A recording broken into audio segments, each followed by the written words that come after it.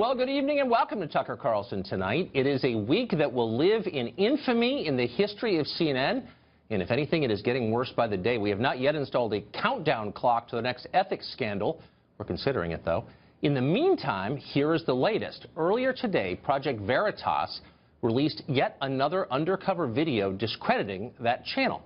Now, Fox hasn't yet confirmed the authenticity of the video, but it appears to show CNN contributor Van Jones admitting that the story his network has obsessed over from breakfast till bedtime for the past 7 months at least is basically a sham.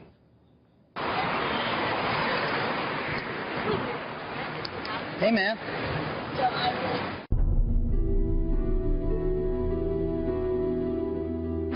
The Russian thing is just a big nothing burger. Really? The more CNN constantly, Russia this, Russia that. Because it's ratings. Now, before we continue, one obvious point. The tape you just saw is a little creepy. Privacy is vital to the functioning of any society, not to mention to human happiness itself. And unfortunately, it appears to be disappearing in this country thanks to the digital revolution.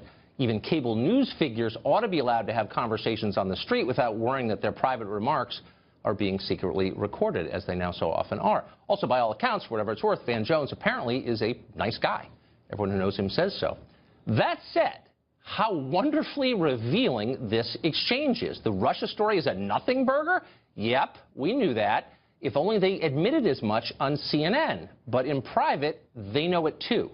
You remember the tape released just yesterday in which a CNN producer conceded that his boss, Jeff Zucker, demanded that CNN shows drop actual news coverage in order to spend much more time on the Russia conspiracy, since that storyline makes more money for the network?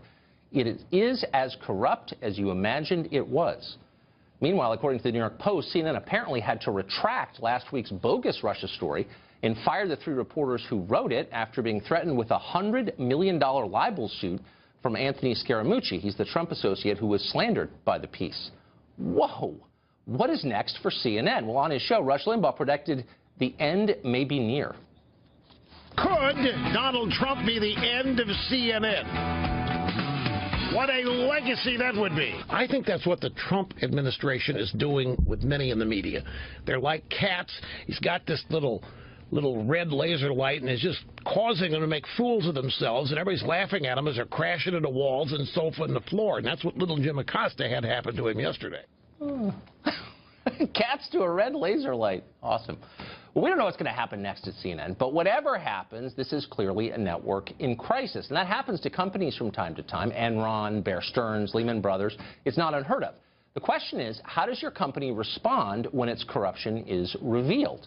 Well, here's how CNN is responding. Its media critic, Brian Stelter, who also hosts a show on the channel, let loose on Twitter today, attacking the forces of what he described as anti-journalism. Quote, activists promoting hatred and resentment of the press. Millions of people are exposed to extreme anti-journalism views daily, spreading hate about an entire class of American workers. Got that? American workers. In Stelter's telling, those would be journalists, the soft-handed Princeton grads who would be consultants at McKinsey right now if they hadn't worked on the school paper. They're workers. In fact, they're the opposite of workers. They're members of the privileged class, and their fear and outrage at the stirrings of populism is proof that they know they are. When the public speaks, they shudder because they know exactly how much they have to lose. Viewers no longer trust these people for a very simple reason. They're not trustworthy. And it's strange they don't know that. Let's say you own a potato chip factory, okay? And you once had an unbreakable monopoly on snack food. If people wanted potato chips, they had to buy them from you. Then one day, a new company comes along and starts making better potato chips at the same price. What would happen? Of course, you would lose market share. How would you react at that point?